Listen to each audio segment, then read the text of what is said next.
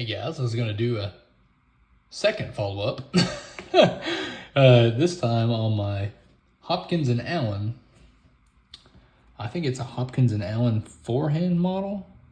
Yes, Forehand Model 1891. So this is a 6-shot 32 Smith & Wesson Long revolver. So I believe this exact one, I tried to do a serial number lookup and I can't find anything exact. But the closest I can get is this is about a 1907, 1904 to 1907 model. So it is 32 Smith & Wesson Long. So unlike the Smith & Wesson safety hammerless and the Iver Johnson safety automatic, you get a little bit longer cartridge, a little more oomph. This is a upgraded latch, but it's still black powder only. And it's a 6-shot. This one does have a hammer. Hammer mounted firing pin, all that good jazz. And actually it really feels rather well made. Hopkins and Allen is kind of known as a cheaper gun maker. If you think Iver Johnson's a cheap gun maker, they're kind of right there in the same category, maybe even a little cheaper. This one kind of has some interesting history behind it, though. So before Hopkins and Allen bought Forehand Arms, Forehand was the gentleman who owned the company. He was in business with another company another man called Wadsworth.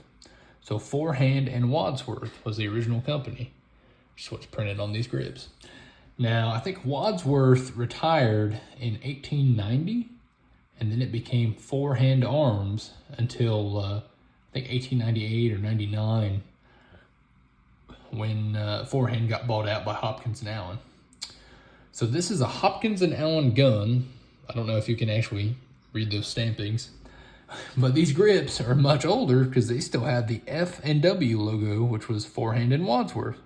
So these grips are likely circa 1880, even though this gun was not made until the 1900s. early 1900s.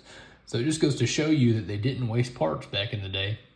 I mean, they had grips, they didn't have the right logo. You know what? They didn't care. They fit the gun, they stuck them on, and they shipped it out. Now this looks like it's in kind of rough shape, but it's really not. There is definitely speckling in this nickel, but honestly, it's not really pitting. It doesn't go deep. There's nothing deep. It's just speckling in the nickel. The single action is pretty crisp. I really don't want to snap it on here because it's old. Like, it feels significantly better than it should. The double action feels better than, I would say it feels better than the Iver Johnson, but does not feel as good as the Smith & Wesson. Much like the Iver Johnson, this also has a free spinning cylinder. But I gotta say, I do prefer this trigger. Oh, snapped it once for you. Oh well, accidents happen, and they're still together. I do prefer this trigger to the Iver Johnson's, but it still doesn't stage quite as well as the Smith. I do like having that single action capability. But it is black powder only. Even though it's technically newer than the Smith & Wesson safety hammerless, it was just never rated for black powder, even though it's a longer cartridge. It was never rated for smokeless powder, even though it's a longer cartridge and it has an updated latch. The metallurgy on these was just a far cry from Smith & Wesson. I have never shot it, but I wouldn't hesitate to. Quite frankly, I'd shoot it anyway. Lockup seems a little bit tighter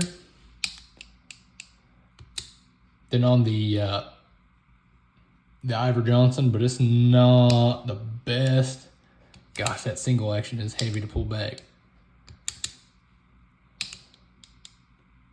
Still a little loose, but it's not bad. Certainly not as loose as the Iver Johnson. But I picked this thing up for almost nothing. Basically, about the equivalent of like $50. And I just picked it up to look at and play with too. I kind of figured if nothing else, with these two, not so much the Smith, but with these two, if nothing else, they make a good little conversation piece. maybe look good on a display. I mean, I would rather look at a, good old-fashioned American-made top break than, say a stamp collection or something like that sitting on a wall. But either way, these things are just fun, and they're one of the few things, especially antique things, that are still relatively cheap to get into and collect. The Smith is definitely a little more expensive, but especially Ivor Johnson, Hopkins and Allen, some of the old H&Rs, and a few more of these no-name brands are just, they're really well-made revolvers and really interesting pieces of American history. And they can still be had for relatively little money. What other antique firearm are you going to be able to get for, say $100 or less? Very little. But I guess that brings us to a close yet again. Thanks for coming. Thanks for watching. If you have anything to add, please feel free to type it in the comments. Here my dog's getting yelled at in the other room. But I guess we'll just end it there. All right. Bye-bye.